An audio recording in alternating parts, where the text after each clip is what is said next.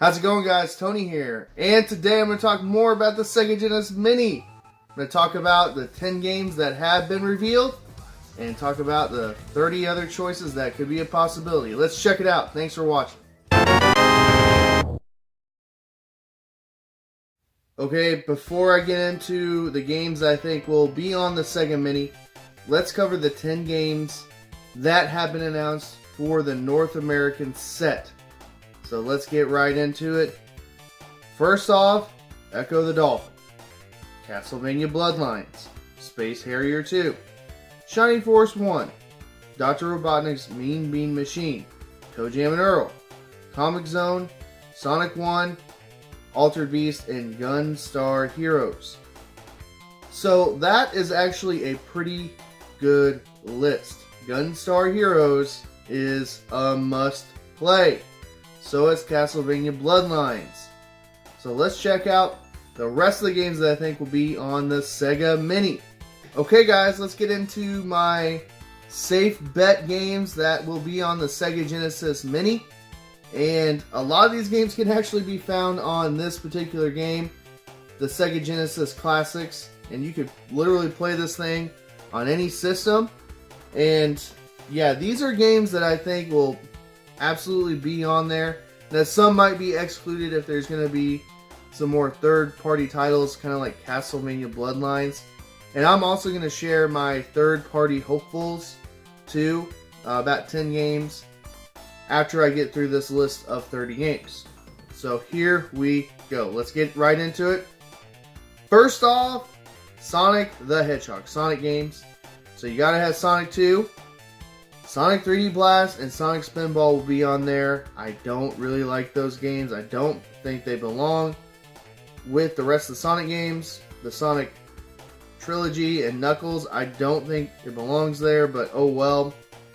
They've been on almost every single collection set, so they'll be on there. And I also hope M2, please do it. Sega, please do it. Sonic the Hedgehog 3 and Sonic and Knuckles. Sonic 3 is one of the greatest Sonic games ever made, along with Sonic and Knuckles. Now the cool thing with Sonic and Knuckles, it has the lock-on technology, and you can go back with Sonic the Hedgehog 2, play as Knuckles, play through Sonic 2 as Knuckles, and then Sonic 3, you could play as Tails, and then go into Sonic and Knuckles as Tails, which is really cool. And then Knuckles can play through Sonic 3 as well. So it makes it a full, complete game, which Sega initially was going to do, but kind of ran out of time. Next up, sequels to games that were already listed. Shining Force 2, you gotta have it. Toe Jam and Earl, Panic on Funkatron. So there's been a lot of hype, there's been a lot of love with Toe Jam and Earl here lately with the new game coming out. And if you're gonna have Toe Jam 1, you're gonna have to have Toe Jam and Earl 2. And then Echo the Dolphin 2. Not a huge fan of the series. I tried it. I tried 1 and 2. I even tried the Dreamcast game and just could not stand it. Couldn't get past anything. And yeah. Next category, RPGs and action RPGs. So I lumped it together. And there's some games on here I really, really like. And then there's some games on here I really just could do without. So first off, Phantasy Star 2, 3, and 4. 4 is my favorite in the series.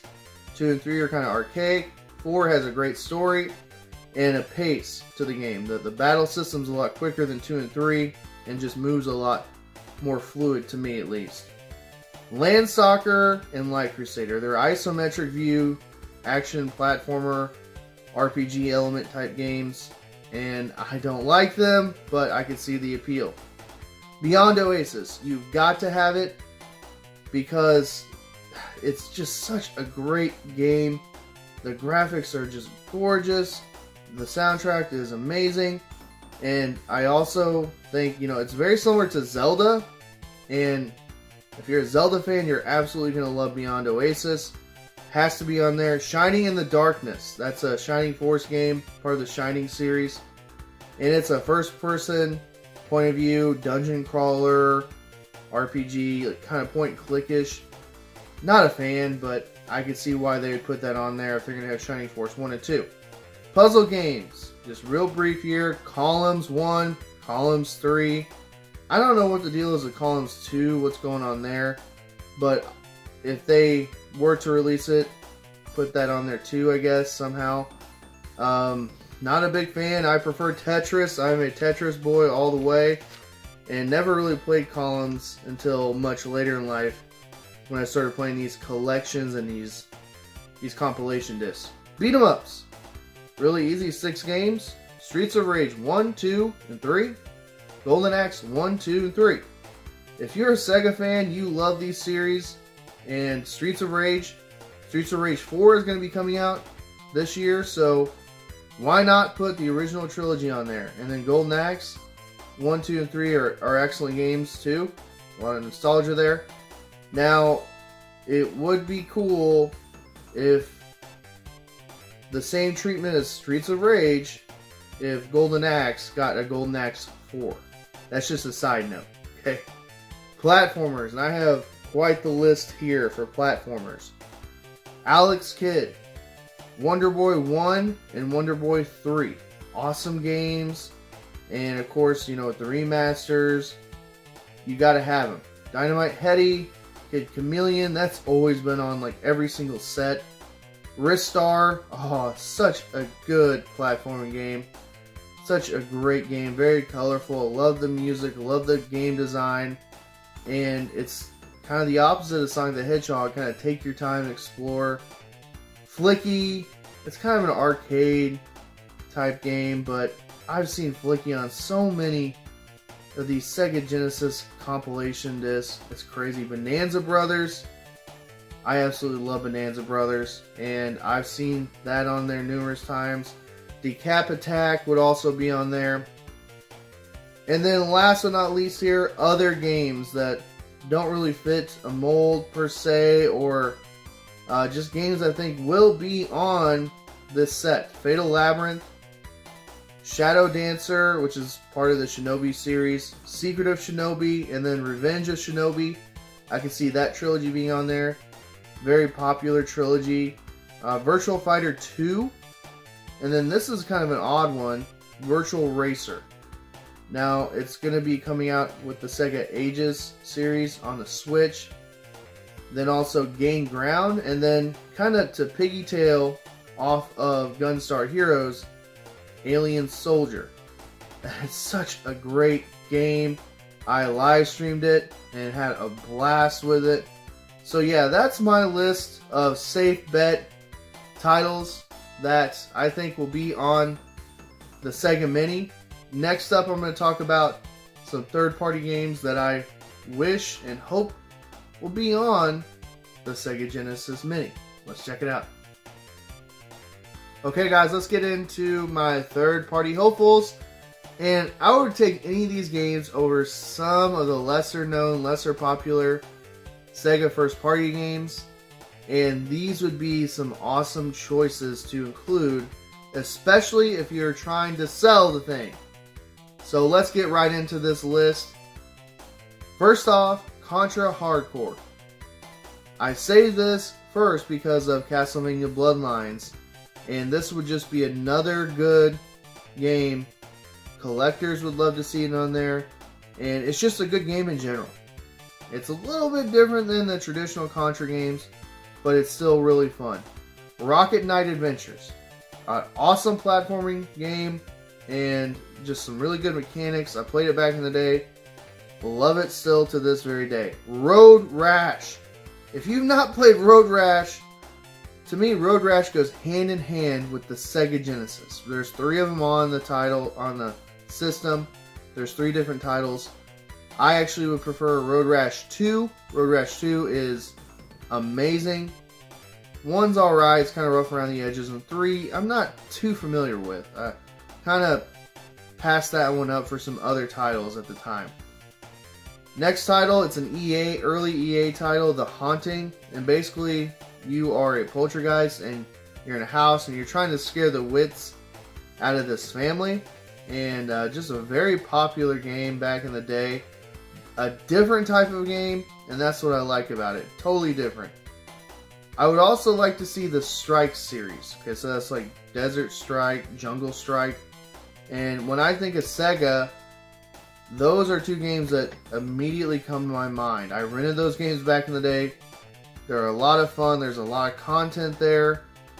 And you would have a lot of fun, and it'd be a good inclusion on the Mini. The Mutant series. Okay, I'm talking about the Mutant League series. So there's a football game and a hockey game. And as a collector, as a fan of Sega Genesis games, those two games in particular are just so different and so much fun. Very heavy arcade feel, and yes, they're great games, and there's not a lot of sports games, and the Sega Genesis was known for its great sports games, and unfortunately you're not going to be able to put a lot of sports games on the system because of licensing. And there's no licensing, so put it on there. Another EA title, General Chaos, and you can actually go head to head or play co-op, and it's a strategy game, for lack of a better term, a very different kind of a strategy game, and it's just a ton of fun playing 2-player. It's one of my all-time favorite Sega Genesis games. The Mortal Kombat series. You have to at least have Mortal Kombat 2. When you think Sega Genesis versus Super Nintendo, you always think Mortal Kombat and Blood. Mortal Kombat and Blood versus Mortal Kombat and the Sweat. Now I know that Nintendo, with Mortal Kombat 2, added the blood, but you gotta have it on there, especially if you're gonna try to sell this thing and make a lot of money. Earthworm Jim 1 or 2 or both would be good options. Again, Sega Genesis, Earthworm Jim. I know that they were released on the Super NES as well, but to me it's better on the Sega Genesis. And then last but not least, Aladdin. Now there could be an issue with that with licensing with Disney, but the game itself is just so much fun. I absolutely love it. It's better than the Super Nintendo version, and it's another great Sega Genesis game. Okay guys, well let me know what you think of this. Let me know what you think of the first 10 games that have been announced.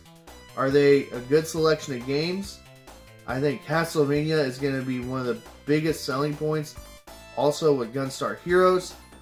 And you're going to have a lot of these Sega games that have been released on a lot of these sets already. What do you want to see on the Sega Genesis Mini? And what are some third-party games that I might have missed that could be included on the Sega Genesis Mini? Alright guys, well thank you so much for watching. Hope you enjoyed this video. And have a great rest of your day.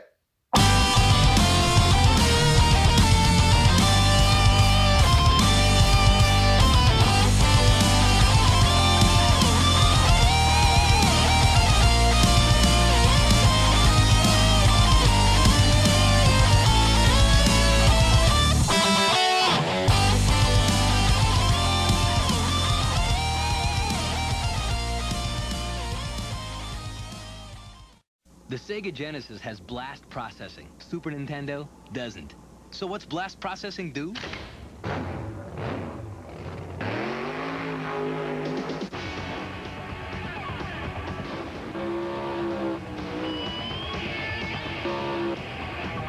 And what if you don't have blast processing?